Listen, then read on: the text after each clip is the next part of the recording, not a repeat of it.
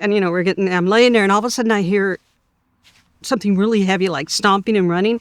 And I hear someone running scared, deep breath scared, like running. And I thought, what the heck is that? So I, came out of my tent and looked, and I saw, to this day, I'm still like, wow.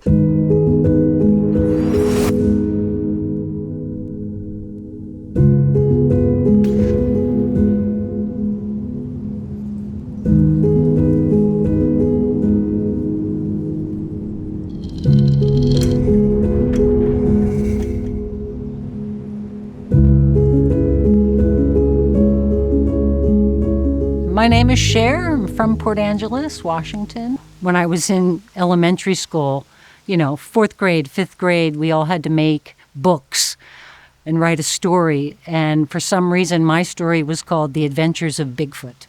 And then about 15 years ago, I started having these really very realistic dreams of visitations from them, where they would, in my dreams, come to me, which turned into a UFO alien dream. Like, there's just, what it's like. You have a dream that's like, that doesn't feel like a dream. So I've had a lot of these little experiences where, that felt real. Jackson Smart is my name. I live in Port Angeles, Washington, and I'm an artist and a painter and a big Sasquatch follower. I used to hike a lot in Yosemite, around Yosemite National Park, because I lived around there. And I've heard stories for years, and it's always fascinated me. I've had experiences with ghosts. I've had experiences with paranormal things in my life, things that just, wait a minute, how could that be? And so I've always been susceptible to that kind of thing. And so one thing led to another, and I encompass all of it now. One of my philosophies is I live in a universe of infinite possibilities.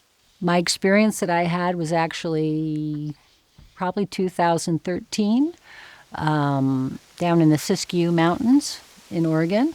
Okay, it was a little west of Wolf Creek area. And I was there visiting friends, and they have this cabin that I always get to stay in. And there was no one staying in it for a long time, so there wasn't a lot of activity up there. And it's right on the edge of, I don't know how much wilderness. Okay.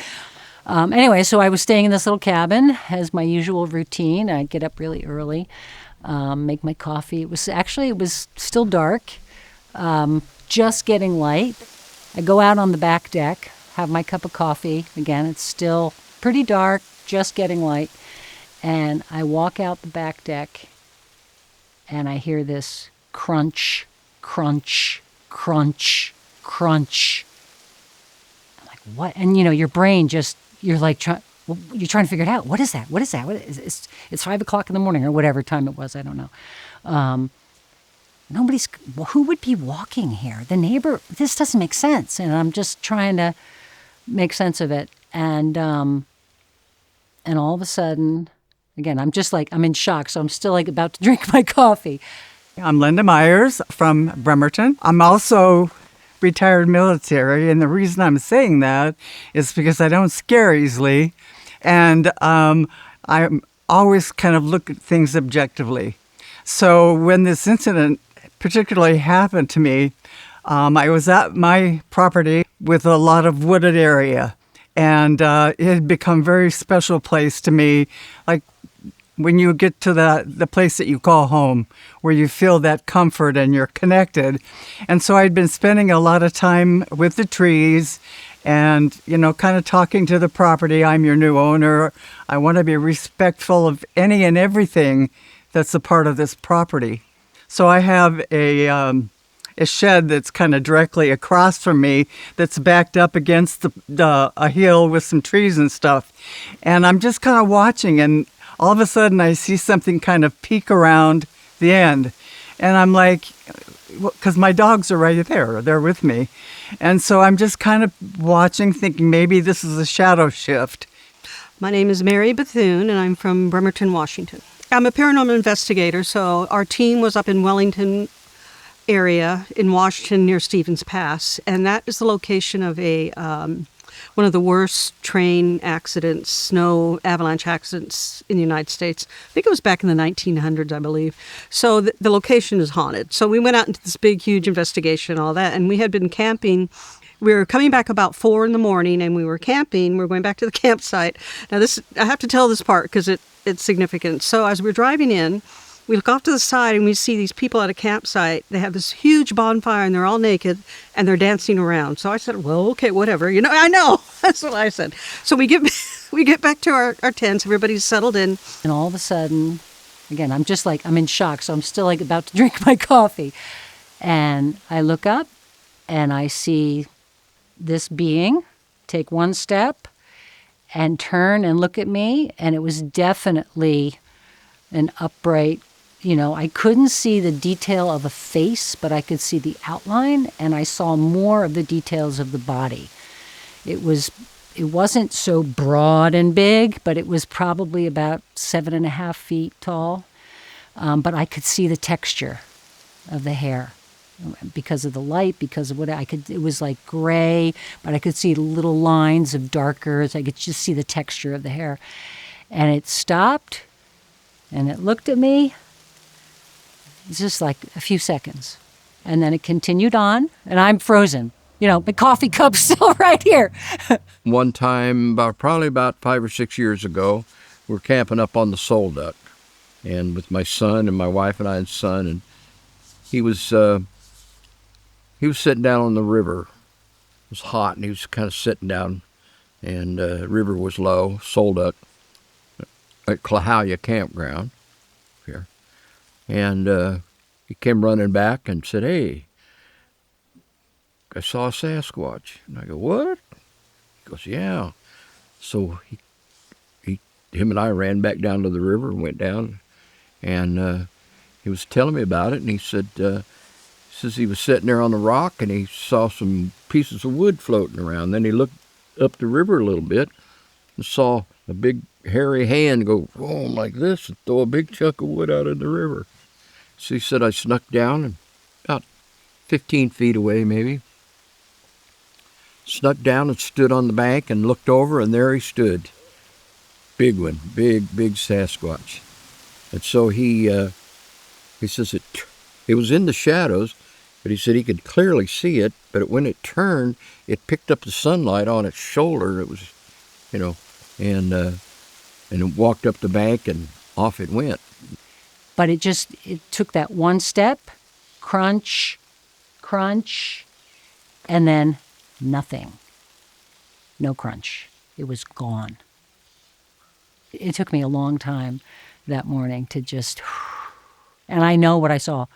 I know what I saw. And, I'm laying there, and all of a sudden I hear something really heavy, like stomping and running.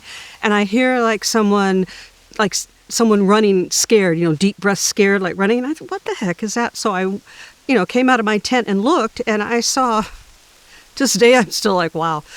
I saw a naked man, he was naked, running for his life. He looked scared, and not far behind him I saw this huge.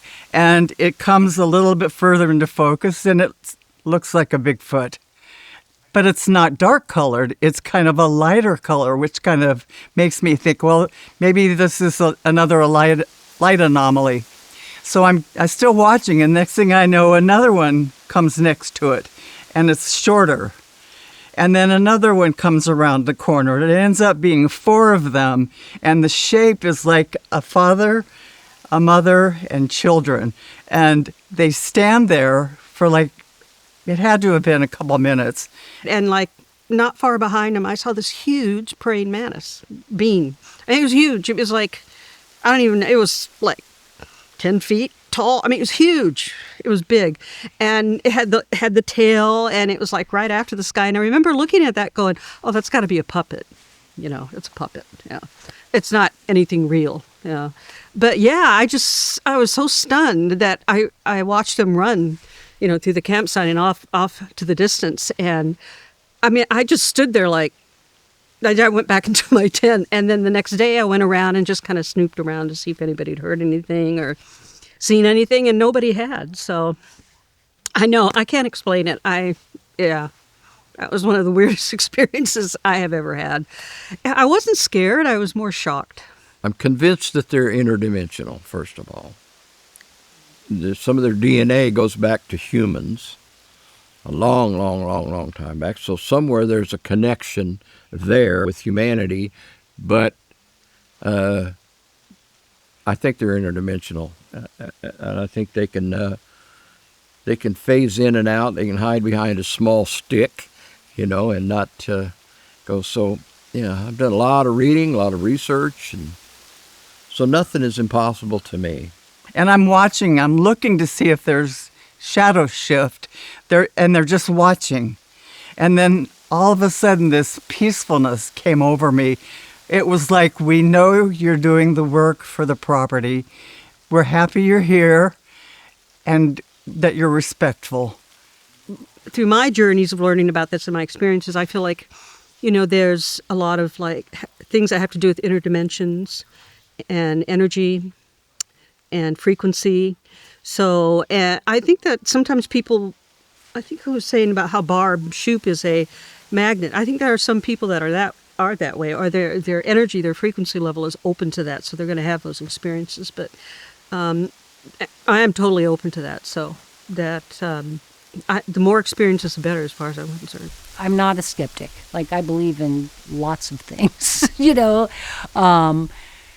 It was I think I had more confidence in sharing my beliefs and telling people and being like, no, it's real, just because I had the experience.